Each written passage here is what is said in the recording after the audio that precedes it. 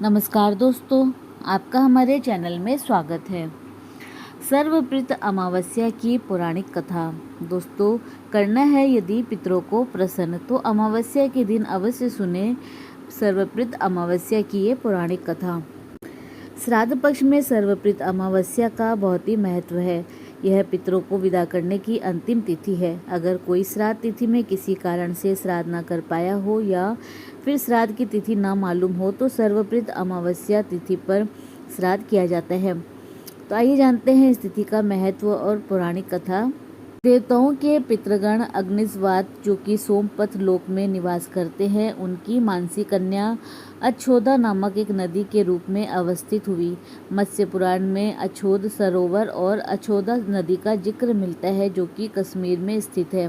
पर अछोदा ने 1000 वर्ष तक तपस्या की, जिससे प्रसन्न होकर देवताओं के पितृगण अग्निस्वात और अहिर्सपाद अपने अन्य पितृगण अमावस्यु के साथ अछोदा को वरदान देने के लिए आश्विन अमावस्या के दिन उपस्थित हुए। उन्होंने अछोदा से कहा कि हे पुत्री, हम सभी तुम्हारी तपस्या से अति प्रसन्न हैं, इसीलिए जो चाहो वर मांग लो। लेकिन अछोदा ने अपने पितरों की तरफ ध्यान नहीं दिया और वह अति तेजस्वी पितृ अमावस्यु को अपलक निहारती रही। पितरों के बार बार कहने पर उसने कहा कि हे भगवान, क्या आप मुझे सचमुच वरदान देना चाहते हैं? इस पर तेजस्वी पितृ अमावस्यु ने कहा कि हे अछोदा, वरदान पर तुम्हारा अधिकार सिद्ध है, इसीलिए निसंकोच कहो। अछोदा ने कहा कि भगवान, यदि आप मुझे वरदान देना ही चाहते हैं तो मैं तत्क्षण आपके साथ रमण कर आनंद लेना चाहती हूँ। अछोदा के इस तरह कहे जाने पर सभी पितृगण क्रोधित हो गए और उन्होंने अछोदा को श्राप दिया कि वह पितृलोक से पतित होकर पृथ्वीलोक पर जाएगी। पितरों के इस तरह श्राप दिए जाने पर अछोदा पितरों के पैरों में गिरकर रोने लगी। इस पर पितरों को दया आ गई। उन्होंने कहा कि अछोदा, तुम पतित योनि में श्राप मिलने के कारण मत्स्य कन्या के रूप में जन्म लोगी। पितरों ने आगे कहा कि भगवान ब्रह्मा जी के वंशज महर्षि पराशर तुम्हें पति के रूप में प्राप्त होंगे। तुम्हारे गर्भ से भगवान व्यास जी जन्म लेंगे। उसके उपरांत भी अन्य दिव्य वंशों में जन्म लेते हुए तुम श्राप मुक्त होकर पुनः पितृलोक में वापस आ जाओगी। पितरों के इस तरह कह जाने पर अछोदा शांत हुई।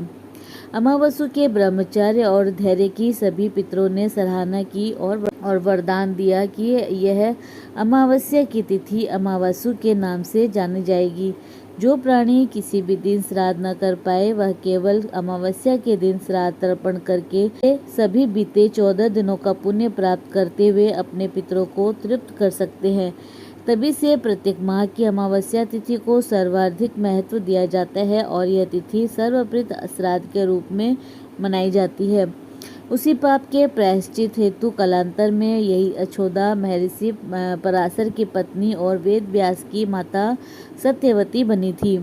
तत्पश्चात समुद्र के अंशभूत शांतनु की पत्नी हुई और 2 पुत्र चित्रांगद और विचित्र वीर्य को जन्म दिया था।